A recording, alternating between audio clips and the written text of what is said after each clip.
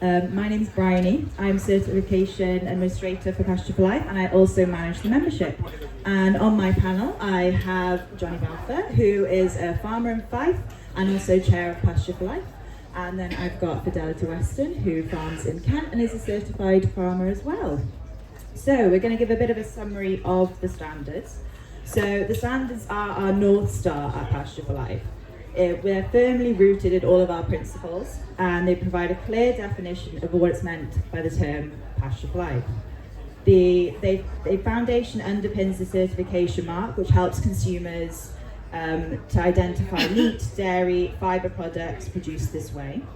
The certification has been running for a decade now, and we have about 160 certified farms. We have over 80 approved butchers on the record. We have 12 creameries, 2 retailers, and 1 lovely restaurant in Edinburgh. So we're always looking for new butchers, creameries, and restaurants to become approved.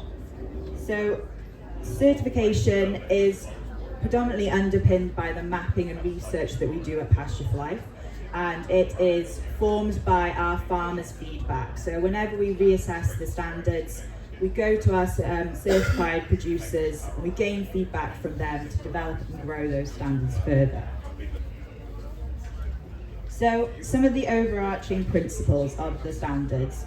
We certify the animal and not the land. This allows us to, the producer, to say, move livestock to arable and graze that, and then or they can outwinter on other farms elsewhere. So it gives that traceability of that animal.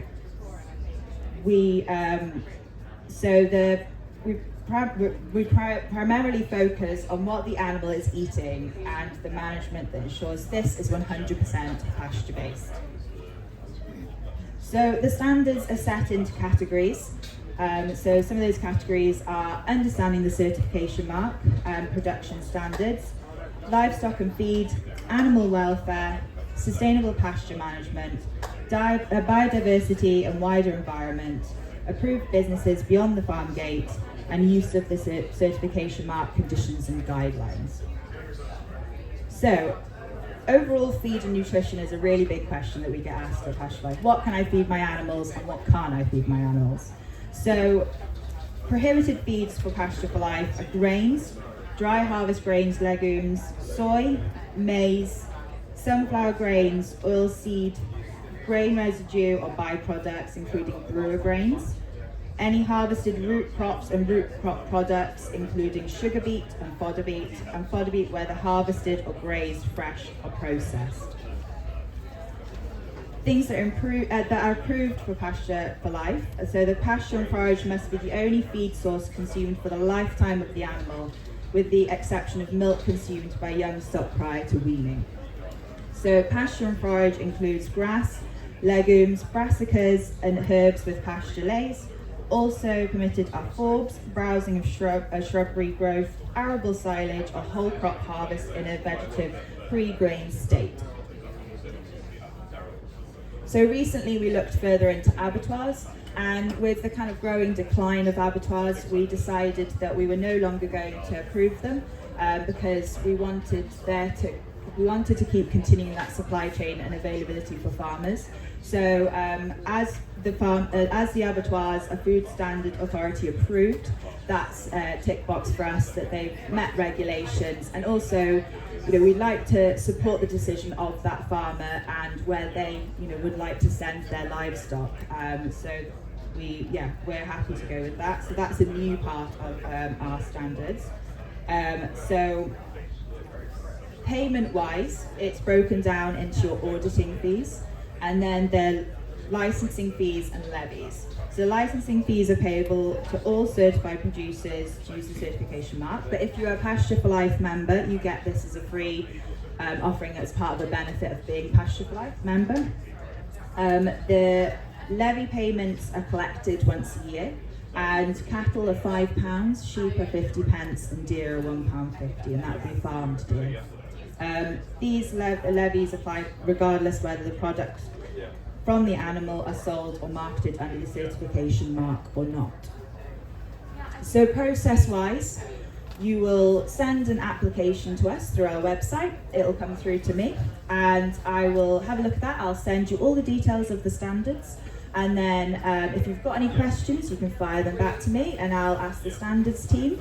And then when you're ready to go, we will upgrade your system on the website so that you can then produce a profile which will go on our farmers map, and so that a lot of the consumers and some of our members see that. So it's handy for when you're buying and selling livestock, or if you want the consumers to see your beef boxes or butchers. And then you'll also fill out a self-assessment form. Once that's all been assessed and everybody's fully compliant, it then gets sent off to OF&G. They'll then continue the process, organise an auditor, they'll come out, assess your farm, and then they'll come back, feed that back to us, and we'll, when all is good to go, you'll get placed on our farmers map. So I'm going to pass over to Johnny to explain his background with Pasture Life Standards. Okay. Thank you. Excuse me. Heavy night last night. So we have been certified now since 2020. It's almost certainly the easiest certification that we do. The audit of the Pasture for Life audit that comes through is one of the few audits where the person there actually goes out on farm and has a walk around, unlike many of the certifications where somebody just sits in an office and ticks a bunch of boxes. Our process to become certified, I became a member of Pasture for Life in probably 2016. We made a decision that we were going to stop feeding grain in about 2019, and in 2020, after our previous lot of calves had been sold, we were certified from, it was during lockdown in 2020.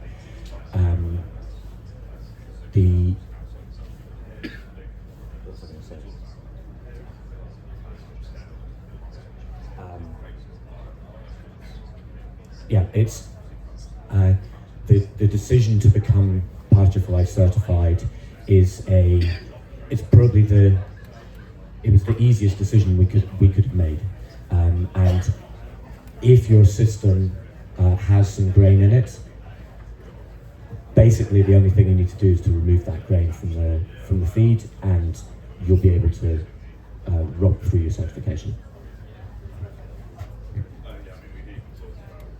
Hi everybody, I'm a very long-standing member of Pasture for Life, having been there right at the beginning. And actually I first got involved, can you hear me? Yeah. I first got involved because we produce purely livestock at home, and I've always been very proud of the fact that our livestock has been 100% grass-fed. The reality is that you can put the term grass-fed legally on your product if it's just predominantly grass-fed. That's just 51%. So the other 49% could be absolutely anything. So I wanted to have something that would prove to my customers and to the butchers that I was selling to that my meat really was 100% grass-fed, because there's so many benefits of that over and above it being anything slightly less: the nutrition, the environmental implications of producing meat. So I joined Pasture for Life, and actually we should make it absolutely clear that being a member is not the same as being certified. So although we've got 160 certified members, we've got 1,300 members. So I joined as a member probably just right at the beginning, 12 years ago or something now. And it's been the most amazing journey of learning. And so even if you might not be 100% grass-fed to start with, it's definitely worth joining. And if you join here, it costs you 50 quid today instead of the usual 100 quid. But anyway, you can then start your journey of getting rid of cereals and anything else in your feed, and then become certified. So they're two completely separate things. I became certified quite early on because in the southeast, which is where we live, we were trying to build a market for 100% grass-fed meat, and you need to be able to say to butchers, if you're not selling directly from your farm, the butcher needs to be able to say to his or her customers, this is 100% grass-fed. So I think that's the best reason to become certified. As Johnny said, it's incredibly easy. We actually were already organic certified, and there was practically nothing I had to do to then put the Pasture for Life thing on top of it. But I think if I'd done it the other way around, actually if I'd started off with Pasture for Life certification, I probably wouldn't have joined up as organic, but I better not say that too loud to anybody in here, because basically the outcome of the way we farm is organic under Pasture for Life standards. I don't think I need to go into any more detail really, except just go for it. Yeah, ask you some questions. Go for it. Thank you for telling us your story. I run food festivals, so I'm from the other side of things. I'm interested in how consumers can choose, can be informed and make those decisions to go and find meat that's reared to the ethical standard that they want. How have you found that your customers respond to your Pasture for Life certification? You mentioned early on that you wanted to retain better margin or be recognised for the way that you rear your livestock. Can you tell me that? So we're both certified organic with the Soil Association and the Pasture for Life, and definitely the majority of our customers who come to the farm come because we're Pasture for Life.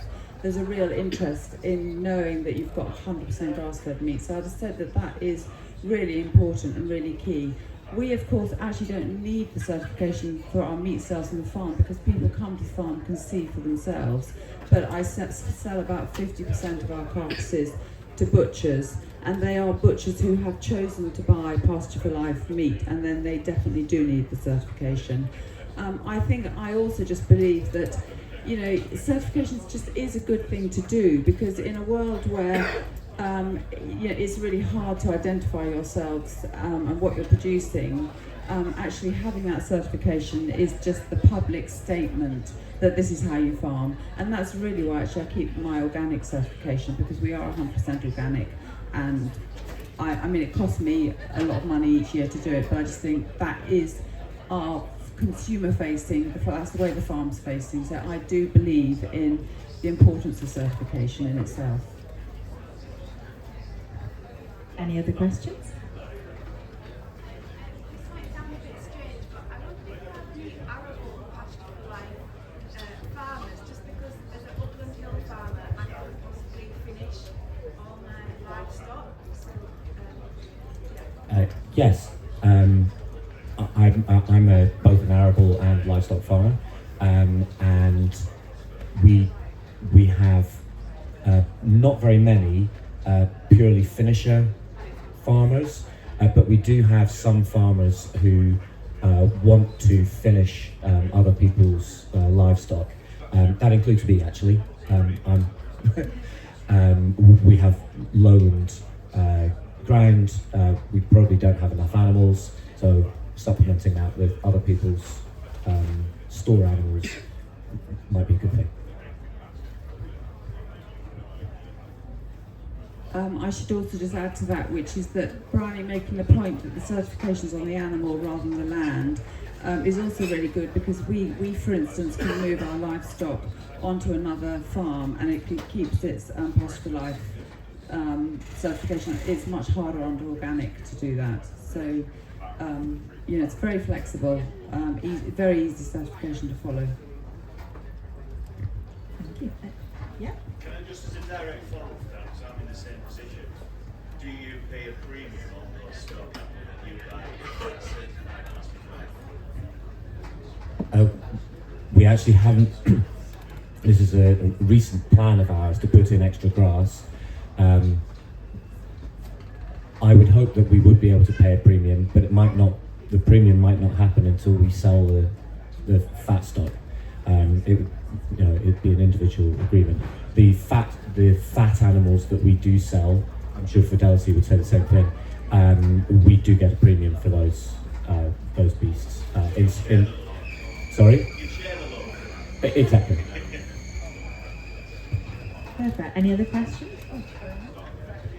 I think the question of the premium thing is a really interesting one, because one of the things that, again, you can do if you become certified within an area is, in the Southeast we worked really hard together. There's a few of us.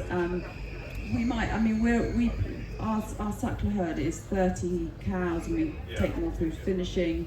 We're probably a similar size to lots of the herds in the area. And by working together, all having a certification, we have been able to basically push butchers to paying us the price that we want for our cattle, instead of us taking the market price. So I think at the moment, and I haven't sold any yet this year, but just for those of you who are selling cattle, I think that we are getting £6.50 a kilo dead weight for the cattle, and I'm getting at the moment the most amazing £8.50 a kilo for my lambs, because they're Pasture for Life and organic. I've never had such an incredible price, and I don't know if I've just been really lucky, but but it has, I can't deny, it's taken a lot of work and time to build up that market, and to get the butchers to really trust in us to give them supply, and that side of it is all quite hard work, and it's not money for old rope, but I feel that finally we are getting financial recognition of the value of our production methods over and above others. That's crazy. Any other questions? Yeah, a couple of things if you don't mind. First of all, I just wanted to say thank you to the organisation. I joined a couple of years ago, and it has been the most astonishing source of excellent information, and the quality of the farm visits, the honesty and availability of the information from the farmers that you've been visiting. The success of campaign has been really good. So if anybody who's really valuable that access to that information doing, it's great value for money. Do you have any figures on the linked sales that have over 60? Talk a bit about how much of their product is being sold with TFL certification. So the gentleman asked how many of our certified farms, how many of their sales go as Pasture for Life and sort of other foods like organic or something. So we're an organic growing organisation, so I'm in the process of trying to gather that data so that we can start bringing that more to the front.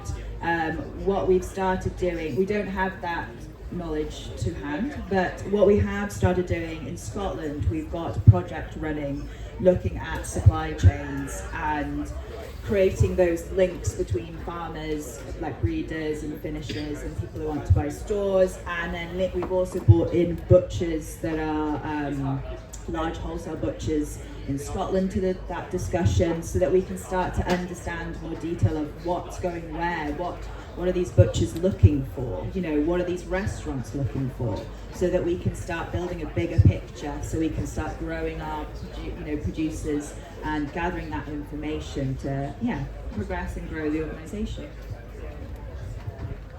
I don't know the figures either. The figures I do know is my own business, and of the finished stock that we sell, about a third of them are going as to direct to farm shops and as PFL. The other 2/3 just goes to our customer that we had before, that takes all the not quite so good ones that we don't think are worth sending to the farm shops. We want to send our best animals to the farm shops.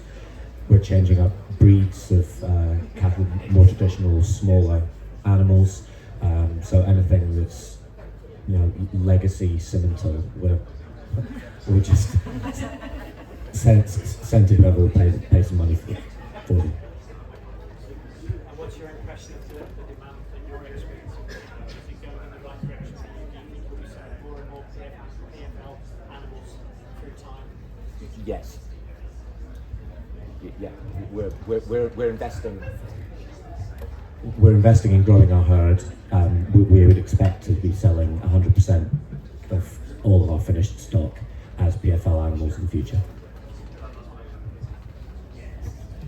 I think there's a lot of interesting things lying behind your question, because one of them is about consumer recognition of our brand, of Pasture for Life brand.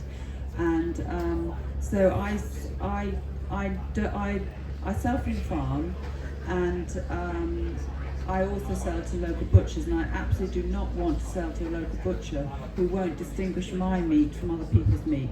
And an awful lot of butchers, and I can understand where they're coming from, don't want to say we've got lovely Pasture for Life organic meat this week, we might not have it next week or the week after, and they don't like saying no to their customers. So the work that needs to be done is to persuade butchers to be really happy to tell the stories behind their meat and where they've got it from. And there are some butchers around us now who do it, and they go out of their way to buy our meat.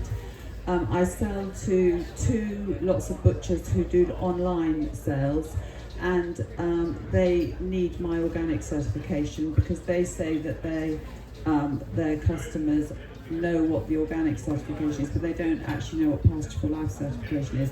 So I suppose this maybe is not something I should be saying to Johnny and Bryony, but yeah, I think one of the works that needs to be done by Pasture for Life is we need to get out there the message that the term grass-fed is meaningless.